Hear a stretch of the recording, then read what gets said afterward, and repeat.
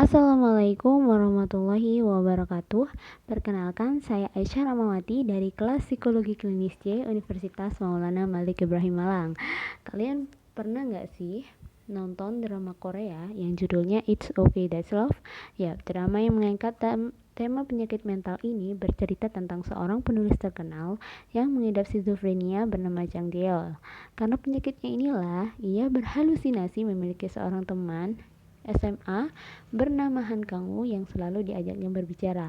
Tapi di sini aku nggak mau bahas tentang dramanya ya. Di sini aku mau bahas tentang penyakitnya Jang Jae-yeol, yaitu skizofrenia. Apa sih skizofrenia itu? Skizofrenia merupakan gangguan mental berat atau kronis yang menyebabkan penderitanya berhalusinasi, mengalami delusi, dan juga menunjukkan perubahan sikap. Pada umumnya, penderita skizofrenia ini tidak dapat membedakan mana yang nyata dan mana yang tidak nyata. Gejala-gejala dari orang dengan skizofrenia yang pertama yaitu gejala positif. Gejala positif ini terdiri dari halusinasi, delusi, dan gangguan pikiran. Halusinasi ini merupakan keadaan di mana pasien merasakan sesuatu yang sangat nyata, tapi sebenarnya hal tersebut tidak ada.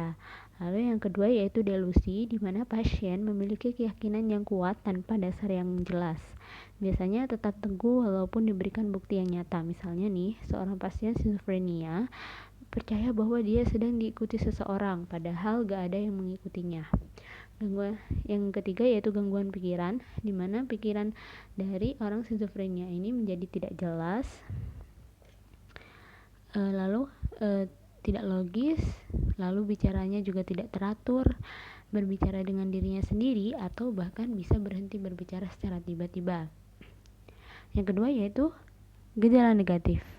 Gejala negatif ini terdiri dari penarikan sosial, di mana pasien menjadi tertutup, dingin, egois, mengasingkan diri dari orang lain, apatis, lalu kurang motivasi, hilang minat terhadap hal-hal yang di sekitarnya, berpikir dan bergerak secara lambat, dan ekspresi wajah yang datar.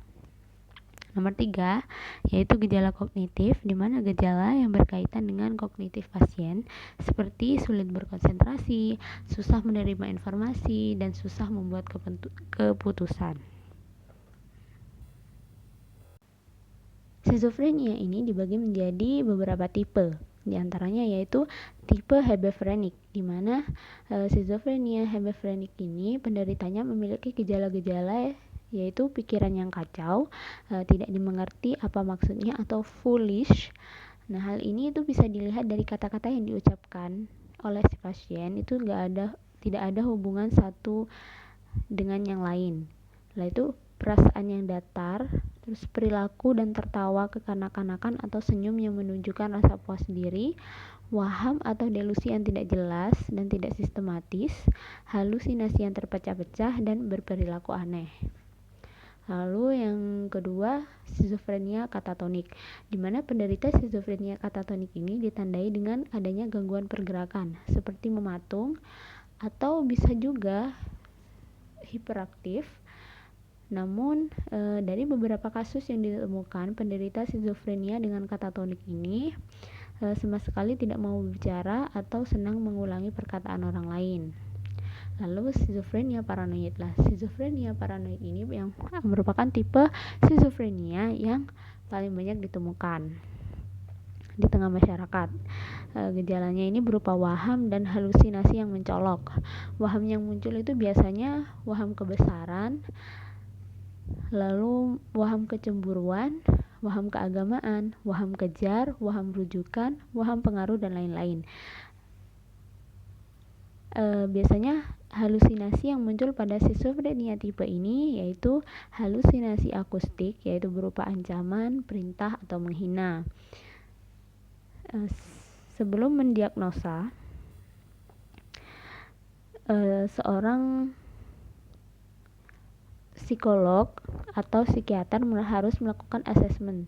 Asesmen itu merupakan proses mengumpulkan data atau informasi mengenai pasien untuk menentukan tindakan selanjutnya yang harus dilakukan terhadap pasien, seperti menentukan diagnosis dan intervensi klinis apa yang harus diberikan pada pasien. Nah, untuk asesmen dari orang dengan skizofrenia itu biasanya menggunakan observasi, wawancara, dan juga tes psikologi.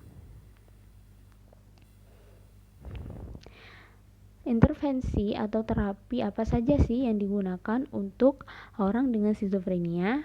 Yang pertama yaitu bisa menggunakan obat-obatan. Nah, obat-obatan yang digunakan itu merupakan obat psikotik, di mana obat ini berguna untuk mengurangi gejala positif yang terkait dengan kelebihan dopamin dalam jalur tertentu di otak. Lalu yang kedua yaitu tipe terapi psikososial, di mana terapi ini dimaksudkan agar pasien mampu kembali berinteraksi dengan lingkungan sosialnya, mampu merawat diri dan mampu mandiri. Lalu yang ketiga yaitu terapi psikoreligius, di mana terapi ini berbentuk kegiatan-kegiatan keagamaan seperti sholat, mengaji, berzikir, ceramah keagamaan dan lain-lain. Yang keempat yaitu terapi kognitif atau terapi CBT. Terapi ini itu memusatkan perhatian pada proses berpikir klien nih, yang berhubungan dengan kesulitan emosional dan psikologi klien. Pendekatan ini berupaya untuk membantu klien agar mengubah pikiran-pikiran atau pernyataan dirinya yang negatif dan keyakinan-keyakinan pasien yang tidak rasional. Di Indonesia itu banyak ya orang dengan skizofrenia itu tidak mendapatkan perawatan yang layak. Kebanyakan dari mereka itu dianggap gila dan dipasung lalu diasingkan dari lingkungan masyarakat. Hal ini merupakan tindakan yang salah ya, karena seharusnya orang dengan skizofrenia itu harus dibawa ke rumah sakit jiwa atau diberi perawatan dan dibawa ke psikolog atau psikiater agar mendapatkan perawatan yang layak dan mengalami pemulihan gitu.